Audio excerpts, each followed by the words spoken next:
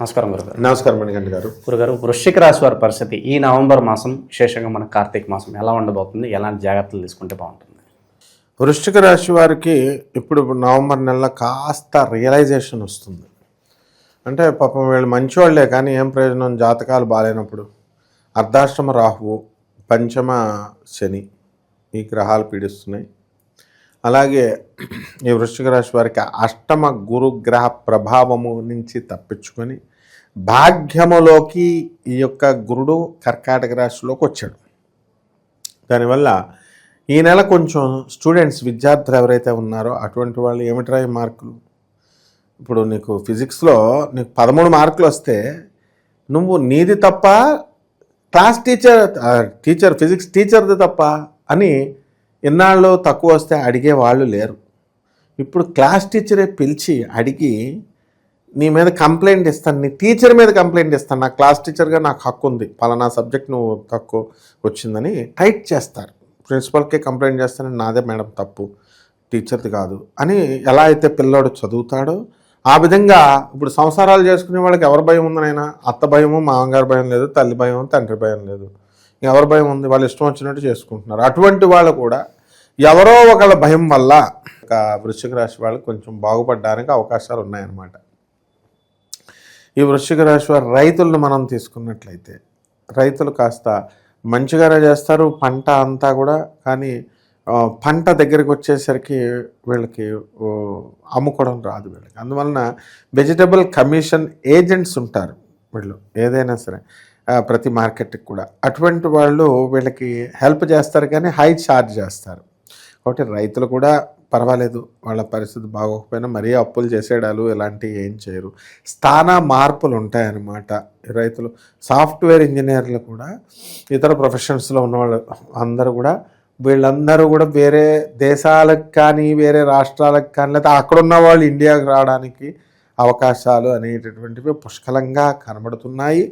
కాబట్టి ఇది రాకూడదు. ఇప్పుడు పోలీసు ఉద్యోగం చేస్తున్నారండి, కానిస్టేబుల్స్, హెడ్ కానిస్టేబుల్, ఎస్ఐలు, సిఐలు, వీళ్ళంతా తెల్లవారితే రోజుకి ఒక పోలీస్ స్టేషన్లో యావరేజ్గా ఒక 10 నుంచి 15 కేసులు వస్తాయి. ఒక్కొక్కళ్ళు రకరకాల చెప్తారు. అవన్నీ బుర్రలో పెట్టుకుంటాం అనుకో, పిచ్చోళ్ళు అయిపోతారు వాళ్ళు. 30 into 20 600 కేసులు. వాళ్ళు కనీసం ఇంటికి వెళ్ళి ఆ గొడవలు వాళ్ళ పిల్లలకు కూడా చెప్పరు, అంత డెడికేటెడ్గా చేస్తారు. ఆ విధమైనటువంటి ఈ యొక్క స్వభావము ఈ వృశ్చిక రాశి వాళ్ళు నేర్చుకోవాలి. అంటే నేర్చుకుంటే పక్కింటి వాళ్ళ గొడవలు నీకు అసలు ఎందుకు, నీకు ఎదురింటి వాళ్ళ గొడవలను అలా రాహు అలా చేస్తాడు. అర్ధాష్టమ రాహు అందరి గొడవలని తీసుకొచ్చి మైండ్కి ఎక్కిస్తూ ఉంటాడు.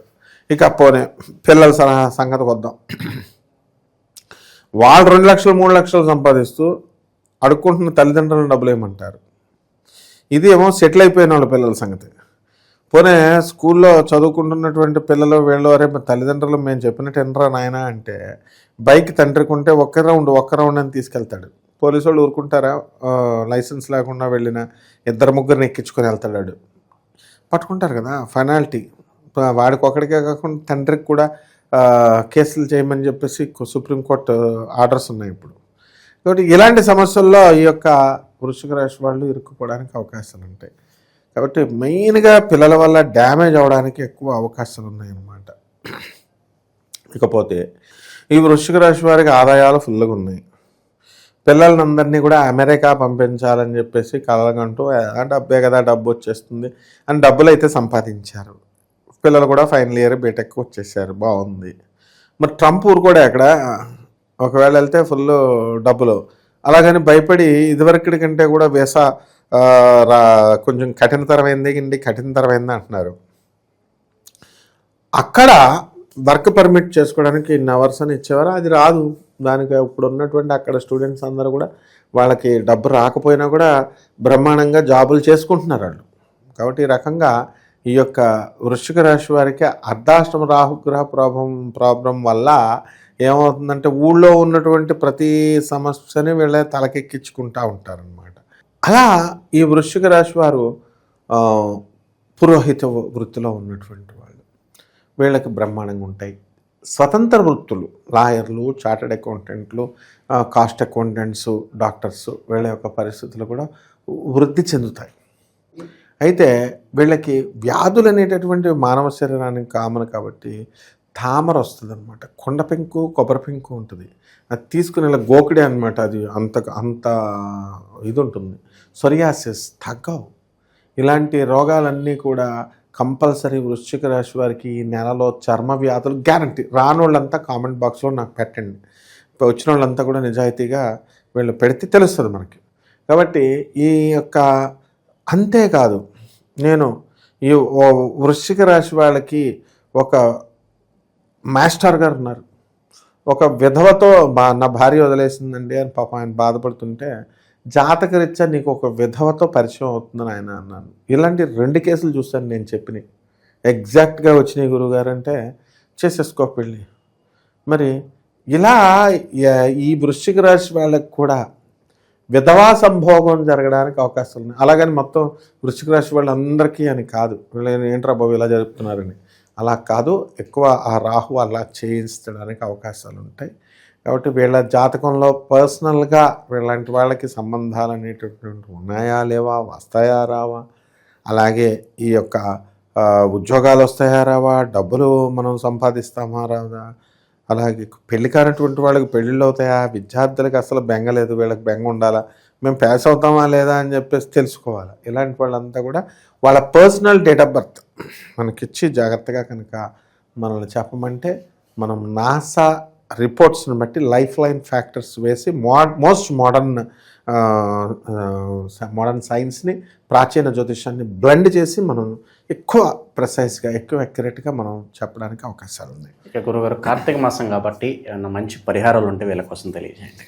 కార్తీక మాసం చేయాలనైనా వీళ్ళు కాలభైరవుడు ఇప్పుడు డామినేటింగ్ ట్రెండింగ్లో ఉన్న దేవుడు శివుడే, కానీ కాలభైరవుడు రూపంలో. కాబట్టి కాలభైరవ మంత్రాన్ని జపించాలి. ఒక పెద్ద బూడిద గుమ్మడికాయ తీసుకోవాలి, దాన్ని ఇలాగ అడ్డంగా కోసేసి దాని లోపల ఉన్నటువంటి గుంజను పీకేసి నువ్వుల నూనె వేసి ఒక పెద్ద అఖండ దీపం పెట్టి ఆ దీపంతో ఓం కాలభైరవాయ నమః అని మంత్రం చాలు.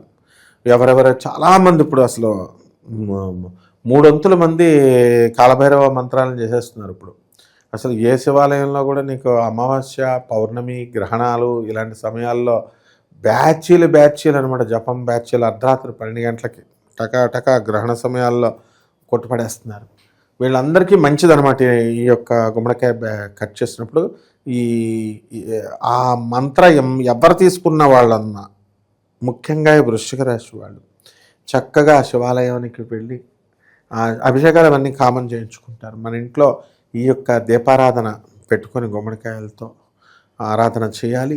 అలాగే ఈ యొక్క వృశ్చిక రాశి వారికి అర్ధాష్టమ రాహు, పంచమ శని ఉన్నాడు కాబట్టి రాహు జపం చేసుకోవాలా, రాహు స్తోత్రాలు చదవాలా, రాహుకి కిలోంపావు మినువుల్ని ఆవు పేడ రంగు ఉన్నటువంటి వస్త్రాలనిచ్చి పేద బ్రాహ్మణులకి శనివారం నాడు ఉదయం 8 గంటలకి దానం చేసుకోవాలి. శని జపం చేసుకోవాలి, శని స్తోత్రాలు చదువుకోవాలి. శనికి కిలోంపావు నల్ల నువ్వుల్ని, నల్లని వస్త్రాన్ని ఇచ్చి పేద బ్రాహ్మణులకి మనము శనివారం నాడు ఉదయం 8 గంటలకి దానం చేసుకోవాలి. ఆ విధంగా ఈ యొక్క మహాకాళి అమ్మవారు మీ ఇష్టం అండి. అలాగే ఆ అమ్మవారి యొక్క మంత్రానుష్ఠానం వల్ల చక్కగా సరిపోతుంది. శనివారం నాడు నల్లని వస్త్రాలు 4 శనివారాలు కనుక నల్లని వస్త్రాలు వేసుకోవాలి వీళ్ళు. అది కూడా శనివారం నాడు వేసుకోవాలి. మరి శనివారం వద్దంటారు కదండి, అమావాస్య రోజు వద్దంటారు కదండి అంటే, ఆ చెప్పిన వాళ్ళు అమావాస్య రోజున అన్నం తినకుండా ఉంటున్నారా? తింటారు. కాబట్టి వాళ్ళు ఏదో చెప్తారు. కాబట్టి చక్కగా ఈ యొక్క మీ లైఫ్ మీ ఇష్టం. మీ లైఫ్లో సక్సెస్ కావాలనుకుంటే మనము ఎవరికీ హాని లేనటువంటి రెమెడీస్ ఇవి వేదోక్తంగా చక్కగా పురాణోక్తంగా చక్కగా చేసుకోవాలి వీళ్ళు. అలాగే మన్యుశుక్తి అని ఉంటుంది, ఆ మన్యుశుక్తిని పారాయణ చేసుకోవాలి. ఈ రకంగా కనుక చేసినట్లయితే సపోటా పళ్ళు నివేదన పెట్టాలి.